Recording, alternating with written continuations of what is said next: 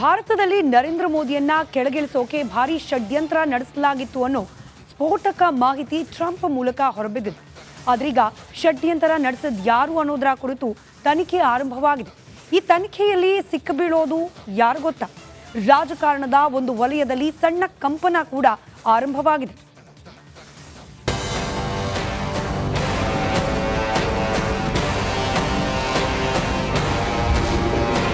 ಮೋದಿ ಸೋಲಿಗೆ Biden big plan. ಸ್ಫೋಟಕ ಮಾಹಿತಿ ಹೊರಹಾಕಿದ ಟ್ರಂಪ್. ಯುಎಸ್ ಏಡ್ ನಿಷೇಧ ಬೆನ್ನಲ್ಲೇ ಸತ್ಯ ಬಯಲು. ಅಮೆರಿಕ ಭಾರತದ ಸಂಬಂಧ ಇಂದು ನೆನ್ನೆಯದ್ದಲ್ಲ. ದಶಕಗಳಿಂದ ಎರಡೂ ದೇಶಗಳ ನಡುವೆ ಉತ್ತಮ ಬಾಂಧವ್ಯವಿದೆ. ಆದರೆ ಅಮೆರಿಕ ತನ್ನ ಅನುಕೂಲಕ್ಕಾಗಿ ಸಾಕಷ್ಟು ದೇಶಗಳ ರಾಜಕೀಯದಲ್ಲಿ ತಲೆ ಹಾಕುತ್ತೆ ಅನ್ನೋ ಬಗ್ಗೆಯೂ ಮಾತಿದೆ. ಇದಕ್ಕೆ ಸಾಕ್ಷಿ ಎಂಬಂತೆ ಜೋ ಬೈಡನ್ ಸರ್ಕಾರದ ವಿರುದ್ಧ ಅಮೆರಿಕ ದಕ್ಷತಾ ಇಲಾಖೆ ಮುಖ್ಯಸ್ಥ ಎಲಾನ್ ಮಸ್ಕ್ ಆರೋಪವೊಂದನ್ನು ಮಾಡಿದ್ದರು. ಪ್ರಧಾನಿ ಮೋದಿಯನ್ನ ಸೋಲಿಸಲು ಅಮೆರಿಕ ಮಾಜಿ ಅಧ್ಯಕ್ಷ ಜೋ ಬೈಡನ್ ಯುಎಸ್ ಏಡ್ ಮೂಲಕ ಸಂಚನ್ನ ಮಾಡಿದ್ರು ಅಂತ ಮಾಹಿತಿ ಹೊರಬಿದ್ದಿತ್ತು. ಭಾರತದಲ್ಲಿ ಮತದಾನಕ್ಕಾಗಿ ಯಾಕೆ 182 ಕೋಟಿ ಹಣ ಖರ್ಚು ಮಾಡಬೇಕು ಅಂತ ಪ್ರಶ್ನಿಸಿದ್ದಾರೆ. ಇಲ್ಲಿ ಬೇರೆ ಯಾರನ್ನೋ ಆಯ್ಕೆ ಮಾಡಿಸೋಕೆ ಪ್ರಯತ್ನಿಸಲಾಗಿತ್ತು ಅನ್ನೋ ಅನುಮಾನ ಇದೆ ಅಂತ ಹೇಳಿದ್ರು. But just some taking at random, $2 million for sex change operations in Guatemala, $20 million for Sesame Street performances in Iraq. $20 million, that's a lot of money. You know, I know what it costs to do those things. You get a cast over for $50,000, give them a couple of bucks tip, that's it, not $20 million. $20 million, that's Gone with the Wind on steroids. $101 million for 29 diversity, equity, and inclusion contracts at the Department of Education. Wow. And we've canceled all of these, saved all of this money. Trump ಹೇಳಿಕೆ ಬೆನ್ನಲ್ಲೇ ಭಾರತದಲ್ಲಿ ಧಗ. Trump ಈ ಸ್ಫೋಟಕ ಹೇಳಿಕೆ ನೀಡ್ತಾ ಇದ್ದಂತೆ ಭಾರತದಲ್ಲಿ ಈ ವಿಚಾರ ಧಗಧಗಿಸುತ್ತಿದೆ.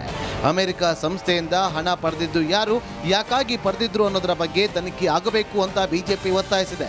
ಯಾರಿಗೆ ಅಮೆರಿಕ ಸಂಸ್ಥೆಯಿಂದ ಬಂದ ಹಣ ಹೋಗುತ್ತಿದೆ ಅನ್ನೋದರ ಬಗ್ಗೆ ತನಿಖೆ ಆಗಬೇಕು, ತಪ್ಪಿತಸ್ಥರ ವಿರುದ್ಧ ಕ್ರಮ ಆಗಬೇಕು ಅಂತ ಒತ್ತಾಯಿಸಿದ್ದಾರೆ.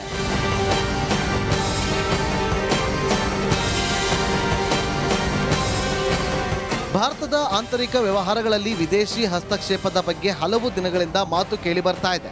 ಹೀಗಾಗಿ ಸಂಬಂಧಿತ ಇಲಾಖೆಗಳು ಮತ್ತು ಸಂಸ್ಥೆಗಳು ಈ ಬಗ್ಗೆ ಪರಿಶೀಲಿಸುತ್ತಿವೆ ಅಂತ ವಿದೇಶಾಂಗ ಇಲಾಖೆ ತಿಳಿಸಿದೆ.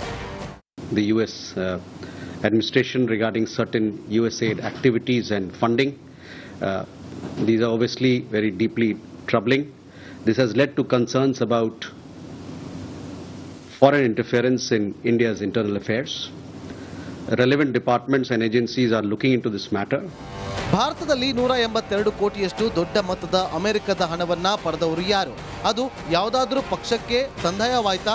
ಯಾವುದಾದ್ರೂ NGOಗಳು ಅದರ ಲಾಭ ಪಡೆದ್ವಾ? ಯಾವುದಾದ್ರೂ ಪತ್ರಕರ್ತರಿಗೆ ಇದರಿಂದ ಪ್ರಯೋಜನವಾಗಿದ್ಯಾ? ಈ ಎಲ್ಲಾ ಪ್ರಶ್ನೆಗಳಿಗೆ ಇನ್ನು ಕೆಲವೇ ದಿನಗಳಲ್ಲಿ ಉತ್ತರ ಸಿಗಲಿದೆ. News desk, republic Kannada. ಭಾರತದಲ್ಲಿ ನರೇಂದ್ರ ಮೋದಿಯನ್ನ ಕೆಳಗಿಳಿಸೋಕೆ ಭಾರಿ ಷಡ್ಯಂತ್ರ ನಡೆಸಲಾಗಿತ್ತು ಅನ್ನೋ ಸ್ಫೋಟಕ ಮಾಹಿತಿ ಟ್ರಂಪ್ ಮೂಲಕ ಹೊರಬಿದ್ದಿದೆ. ಆದ್ರೀಗ ಷಡ್ಯಂತ್ರ ನಡೆಸಿದ ಯಾರು ಅನ್ನೋದರ ಕುರಿತು ತನಿಖೆ ಆರಂಭವಾಗಿದೆ.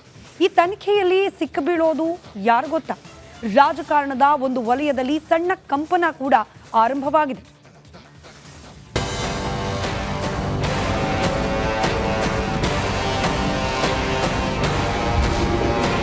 ಮೋದಿ ಸೋಲಿಗೆ ಬೈಡನ್ ಬಿಗ್ ಪ್ಲಾನ್. ಸ್ಫೋಟಕ ಮಾಹಿತಿ ಹೊರಹಾಕಿದ ಟ್ರಂಪ್. ಯುಎಸ್ ಏಡ್ ನಿಷೇಧ ಬೆನ್ನಲ್ಲೇ ಸತ್ಯ ಬಯಲು.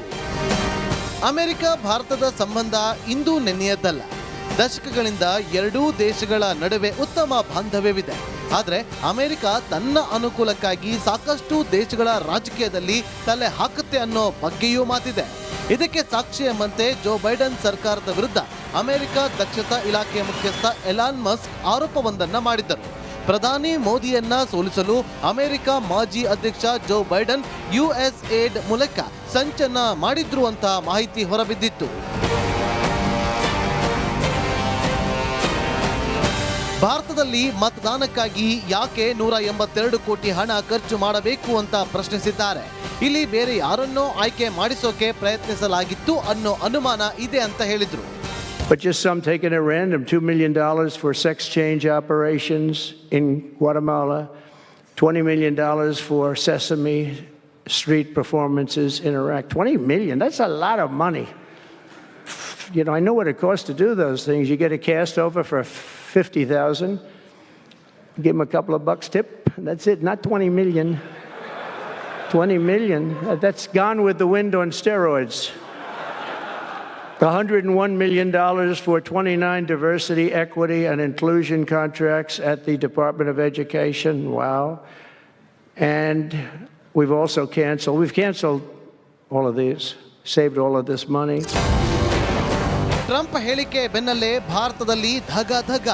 ಟ್ರಂಪ್ ಈ ಸ್ಫೋಟಕ ಹೇಳಿಕೆ ನೀಡ್ತಾ ಇದ್ದಂತೆ ಭಾರತದಲ್ಲಿ ಈ ವಿಚಾರ ಧಗಧಗಿಸುತ್ತಿದೆ. ಅಮೆರಿಕ ಸಂಸ್ಥೆಯಿಂದ ಹಣ ಪಡೆದಿದ್ದು ಯಾರು, ಯಾಕಾಗಿ ಪಡೆದಿದ್ರು ಅನ್ನೋದರ ಬಗ್ಗೆ ತನಿಖೆ ಆಗಬೇಕು ಅಂತ ಬಿಜೆಪಿ ಒತ್ತಾಯಿಸಿದೆ. ಯಾರಿಗೆ ಅಮೆರಿಕ ಸಂಸ್ಥೆಯಿಂದ ಬಂದ ಹಣ ಹೋಗುತ್ತಿದೆ ಅನ್ನೋದರ ಬಗ್ಗೆ ತನಿಖೆ ಆಗಬೇಕು, ತಪ್ಪಿತಸ್ಥರ ವಿರುದ್ಧ ಕ್ರಮ ಆಗಬೇಕು ಅಂತ ಒತ್ತಾಯಿಸಿದ್ದಾರೆ.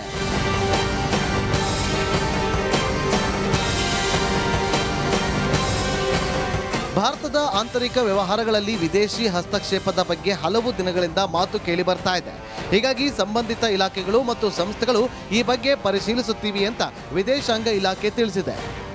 The US administration regarding certain USAID activities and funding, these are obviously very deeply troubling. This has led to concerns about foreign interference in India's internal affairs. Relevant departments and agencies are looking into this matter. ಭಾರತದಲ್ಲಿ 182 ಕೋಟಿಯಷ್ಟು ದೊಡ್ಡ ಮೊತ್ತದ ಅಮೆರಿಕದ ಹಣವನ್ನ ಪಡೆದವರು ಯಾರು? ಅದು ಯಾವುದಾದ್ರೂ ಪಕ್ಷಕ್ಕೆ ಸಂದಾಯವಾಯ್ತಾ?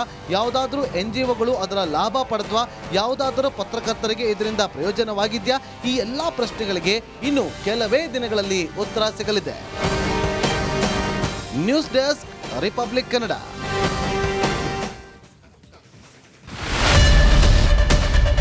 ಏನ್ ಪ್ರಾಬ್ಲಮ್ ಇಲ್ಲ ಏರಿಯಾದಲ್ಲಿ? ಏನ್ ಪ್ರಾಬ್ಲಮ್? ಏನ್ ನಿಮ್ ಪ್ರಾಬ್ಲಮ್? ಇದೆಲ್ಲ ಪ್ರಾಬ್ಲಮ್ ಐತಿಲ್ಲ ಹೇಳಿ. ಏನ್ರಿ ನಿಮ್ ಪ್ರಾಬ್ಲಮ್? ಏನ್ ನಿಮ್ ಪ್ರಾಬ್ಲಮ್ ಅಂತ ಹೇಳಿ. ಯಾರಪ್ಪ ನಗರಕ್ಕೆ? ಗಾಂಧಿನಗರ, ದಾಸರಹಳ್ಳಿ, ರಾಜರಾಜೇಶ್ವರಿ ನಗರ, ಚಾಮರಾಜಪೇಟೆ, ಹುಬ್ಬಳ್ಳಿ, ಚೆನ್ನಮ್ಮ ವೃತ್ತದ ಮೈಸೂರಿಗೆ ಬಂದಿರೋದು. ಬ್ಯಾಡಗಿ ತಾಲೂಕಿಗೆ ನಾವು ಬಂದಿವ್ರಿ. ಸರ್ ಹೇಳಿ ಸರ್, ಏನ್ ಪ್ರಾಬ್ಲಮ್? ನಿಮ್ MLA ಹೆಂಗೆ? ಏನೆಲ್ಲ ಸಮಸ್ಯೆಗಳು? ಏನ್ ಕಥೆ ಇಲ್ಲಿ ಬಂತ? ಅಯ್ಯಪ್ಪ ಯಾವತ್ತೂ ಬಂದಿಲ್ಲ. 2 months ಇಂದ ನೀರಿಲ್ಲ. ಟ್ಯಾಂಕರ್ ಬರ್ಬೇಕಾದ್ರೆ ರೋಡ್ ಸರಿ ಇಲ್ಲ ಅಂತ ಯಾರ ಹತ್ರ ಹೋಗಿ ಹೇಳೋದಕ್ಕೆ ನಮ್ಗೆ ಯಾರು ಇಲ್ಲ. ಇಲ್ಲಿ ಕಿತ್ತೋದ್ರೆ ಏನು ಹಾಳಾಗೋದ್ರು ಇದು ಯಾರು ನೋಡರೇ ಗತಿ ಇಲ್ಲ. ನಾವಿದ್ದೀವಿ ಅಂತಾರೆ. ಇವಾಗ ಯಾರು MLA ಮಗ ಒಂದ್ ದಿವಸನೂ ಬಂದಿಲ್ಲ. ಫುಲ್ ಸ್ಟ್ಯಾಂಡರ್ಡ್ ಲಕ್ಸುರಿಯಸ್ ಬೆಡ್ರೂಮ್ ಐತ್ರಿ ಅದು.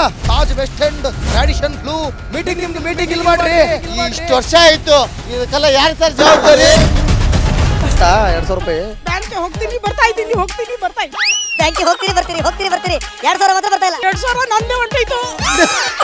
ನಿಲ್ಲು ಮೇಲೆ ನೀ ಬಾರಿ ಐಟ್ ಅದಲ್ಲ ಮಾರೇ. ಮೇಡಮ್ ಬರಲ್ಲ ಕಣ್ರಿ ಸರ್. ರಾತ್ರಿ 1 ಗಂಟೆವರೆಗೂ ಎಣ್ಣೆ ಅಂಗಡಿ ತೆಗಿಬೇಕಂತ. ಬೆಳಿಗ್ಗೆ 4 ಗಂಟೆವರೆಗೂ ತೆಗಿಬೋದಲ್ಲ. ಮಗನೂ ನೋಡಲ್ಲ, ಯಾರು ನೋಡಲ್ಲ. ನಾನು ಒಬ್ಬಳು ನೋಡ್ಕೊಂತೀರಜ್ಜ.